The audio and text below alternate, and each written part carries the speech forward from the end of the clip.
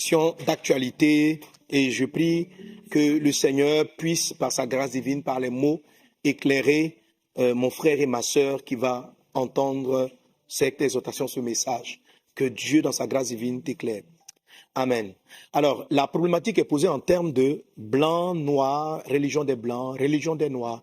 La problématique est posée autour d'abord. J'ai plusieurs réponses à l'intérieur. Donc, on va commencer déjà par un des premiers points.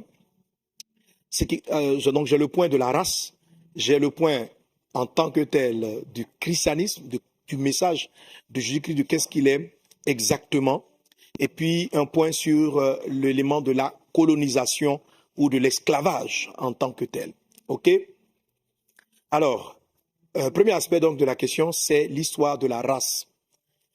Les gens posent la question à savoir, ils réfléchissent en termes de race, de couleur de peau, etc. Je voudrais te dire de prime abord que Dieu est un esprit et qu'il n'est pas dans les histoires, il est au-dessus de la race.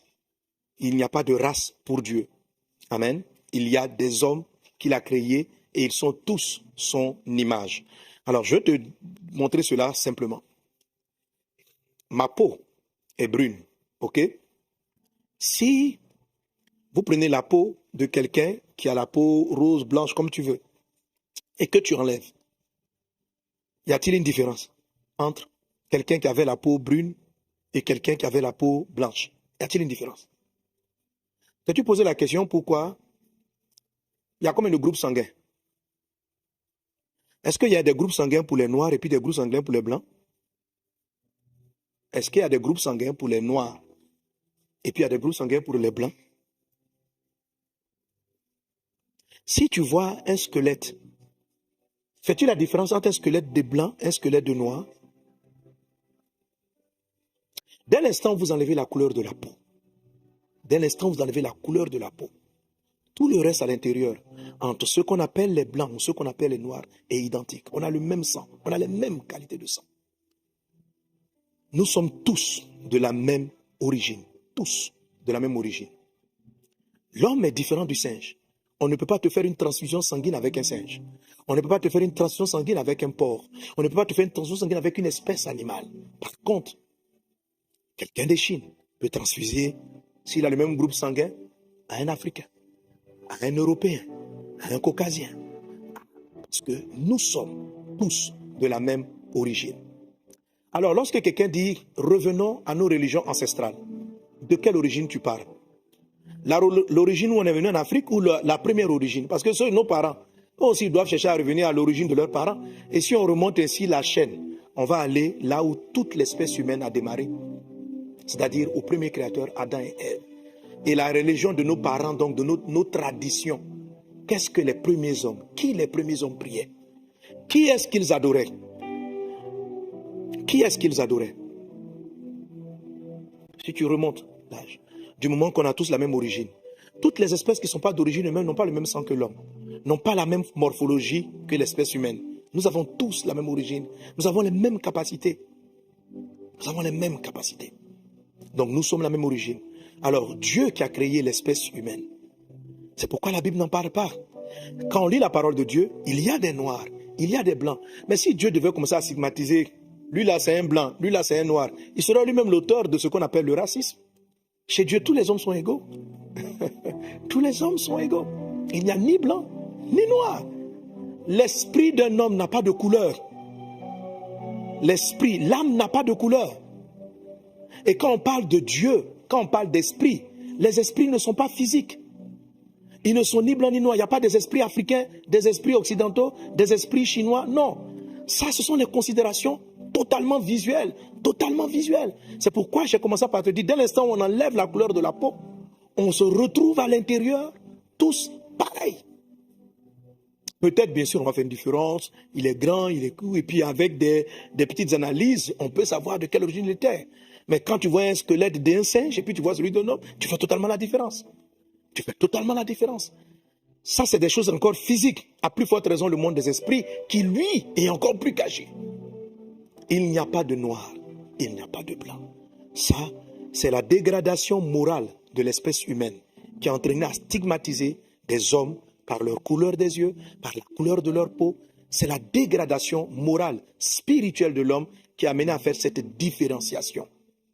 En disant ainsi, la tradition de nos parents, de notre chose, c'est réduire Dieu à nos palabres qui sont les conséquences de notre détournement de la voie de Dieu.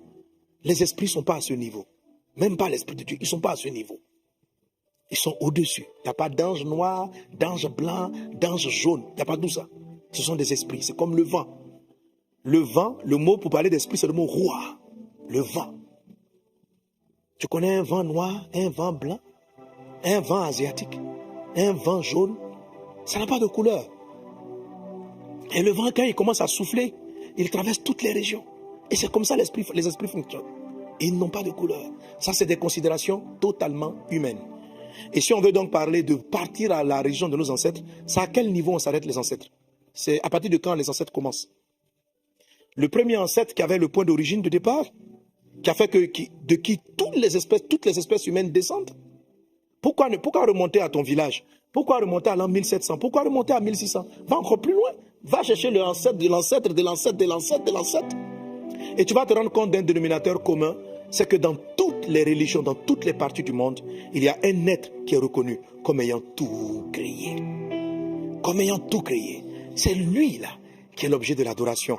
C'est lui-là que nos ancêtres adoraient. Chez les Baoulés, ici en Côte d'Ivoire, le Nyamien, là, le créateur, c'est lui la première adoration. Un jour, l'apôtre Paul arrive dans un environnement, il trouve plusieurs statues. Et chez les Grecs, contrairement à ce que vous pensez, les Européens n'étaient pas chrétiens. Ce n'est pas la religion de base. Si vous lisez le livre des Actes des Apôtres, vous allez voir par exemple, je donne un passage. Amen. Est-ce que quelqu'un avec moi donne un bon amen à Jésus? Hein? Si tu remarques, si tu vas dans Actes chapitre 19, l'apôtre Paul arrive à Éphèse. Lisez les évangiles. Il va rentrer en Europe. Et c'est dans l'Europe, en Grèce, en Turquie actuelle, qu'il va voir des idoles, des fétiches que les gens adoraient. Comme en Afrique. Partout, les gens ont toujours adoré ces esprits. Et l'apôtre Paul va prêcher la parole de Dieu. Au point où, en Actes chapitre 19, les gens se sont plaints. Il dit ceci, ces paroles ayant rempli de colère, ils se mirent à crier, grande est la Diane des Éphésiens. Éphèse, c'est en Turquie. Et c'est la partie européenne de la Turquie. Toute la ville fut dans la confusion. Et ils se précipitaient tous ensemble au théâtre, entraînant avec eux Gaius et Aristarque, Macédoniens, compagnons au voyage de Paul. Paul voulait se présenter devant le peuple, mais les disciples l'empêchèrent. Quelques-uns même, des Aristarque, etc. Bref, et il va dire ceci, verset 34. Mais quand il reconnut qu'ils étaient juifs, tous d'une seule voix crièrent pendant près de 2 heures, grande est la Diane des Éphésiens. Et puis ils vont continuer à dire, mais que cette Diane-là, elle est révérée dans toute l'Asie, dans toute l'Europe. Donc, dans tout le monde entier, c'est-à-dire, il y avait une idole que leurs ancêtres adoraient depuis longtemps. Et l'apôtre Paul a mené l'évangile là-bas. L'apôtre Paul lui-même, il est d'origine juive, c'est-à-dire d'un côté de l'Asie, ce n'est pas un Européen. Amen. Ce n'est pas un Européen. Donc, le christianisme n'est pas une religion européenne occidentale. C'est l'Europe qui a colonisé l'Afrique. Ce n'est pas le christianisme. Alléluia. Le christianisme ne vient pas d'Europe. Le christianisme, le message de Jésus, amen, vient d'Israël. Vient d'Israël et il n'a pas été diffusé dans le monde entier par la colonisation. Bien au contraire, ce sont les chrétiens qui étaient jetés en prison.